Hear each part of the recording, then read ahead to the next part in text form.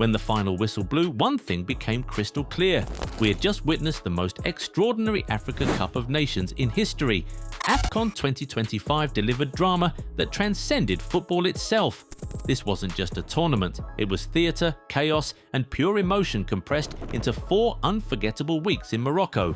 Here are the 5 moments that defined it all. The tournament had barely kicked off when something unusual caught the cameras.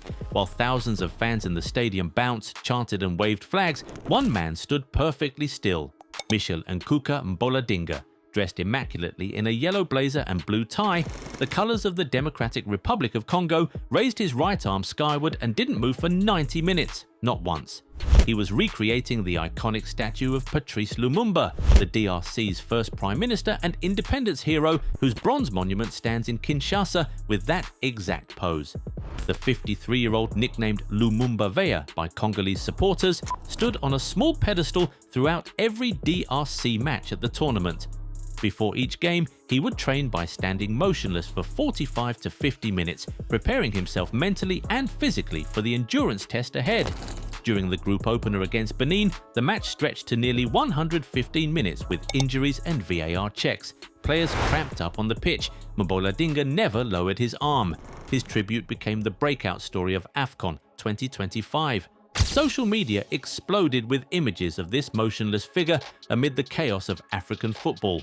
Television broadcasts repeatedly cut to him, standing firm while supporters around him danced and celebrated.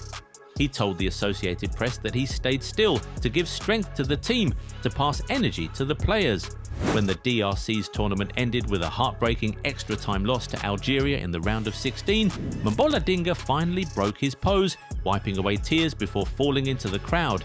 The moment went viral instantly. What happened next showed the unity football can inspire.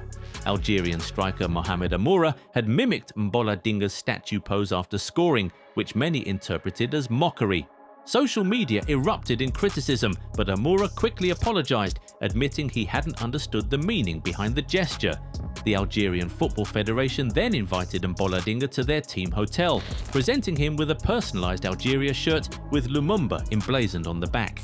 Meanwhile, in Casablanca, Zambian striker Patson Daka was living every footballer's dream and nightmare in the span of 30 seconds. His team was heading toward a disappointing opening game defeat against Mali when, deep into the 92nd minute, Daka rose majestically to meet Matthews Banda's curling cross. His diving header crashed into the net, salvaging a crucial 1-1 draw and sparking absolute pandemonium among the Chipolopolo faithful. The Leicester City forward, overcome with emotion, decided to celebrate with his signature backflip. He'd done it before without issue, but this time everything went wrong. As Daka planted his arm for the rotation, it slipped on the turf.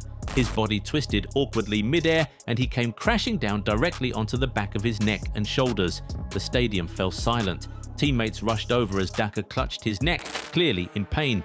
For those watching, it looked catastrophic. Social media immediately feared the worst, with clips of the botched celebration spreading like wildfire. Commentators speculated about potential serious injury, wondering if Zambia's key striker had just ended his tournament before it truly began. Medical staff attended to him on the pitch as concern etched across every face in the stadium. Remarkably, after several minutes of assessment, Daka got to his feet. He not only completed the match, but later appeared at post-match media duties, seemingly unscathed. Zambia's team doctor quickly dismissed injury speculation, confirming that Daka was 100% fine with no pain, no neck stiffness, and perfect range of motion. It was an astonishing escape from what could have been a career-threatening injury. Group F delivered a slice of comedy gold when Mozambique faced Cameroon. The Mambas had stunned everyone with their first ever AFCON victory just days earlier, defeating Gabon 3-2, and were riding high with confidence. When Jenny Katamo put them ahead in the 23rd minute against the 5-time champions, an upset looked possible. Cameroon were rattled, searching for answers against opponents they'd beaten 7 consecutive times historically. Then came the moment that encapsulated just how unpredictable AFCON can be. Just 5 minutes after falling behind, Cameroon were gifted the strangest of equalizers. Under pressure but without immediate danger, Mozambique defender Nene inexplicably turned and kicked the ball directly into his own net. There was no deflection, no confusion about which goal he was aiming for, he just launched it into their empty net. the own goal completely shifted the momentum. Mozambique, who had been growing in confidence, suddenly looked deflated. Cameroon, handed a lifeline they barely deserved at that moment, regrouped and seized control. Christian Kofane struck a beautiful right-footed shot from outside the box to complete the turnaround, securing a 2-1 victory for the indomitable Lions. But nothing, absolutely nothing, could have prepared the football world for what unfolded in the final. The game between Senegal and Morocco had been tense and tactical, locked at 0-0 as it entered stoppage time. Then chaos erupted. In the 92nd minute, Senegal's Abdoulaye Seck headed a corner off the post, and Ismaïla Sarr bundled in the rebound. Celebrations exploded until the referee blew his whistle, ruling Seck had fouled Achraf Hakimi in the build-up. Senegal were angry. Minutes later, as a Morocco corner swung toward the back post, Brahim Diaz went down under contact from El Hadji Malik Diouf. The referee consulted VAR and pointed to the spot in the 98th minute. Senegal coach Pape Thiaw had seen enough.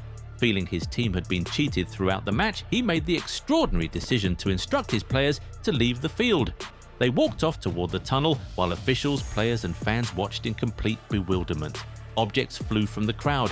Fans tried to invade the pitch. Nobody knew if the match would even continue. For over 14 minutes, negotiations ensued. It was Sadio Mané, Senegal's talisman, who convinced his teammates to return. When they finally came back, the atmosphere was electric with tension. Diaz, the tournament's top scorer, stood over the ball with the weight of 50 years of Moroccan dreams on his shoulders.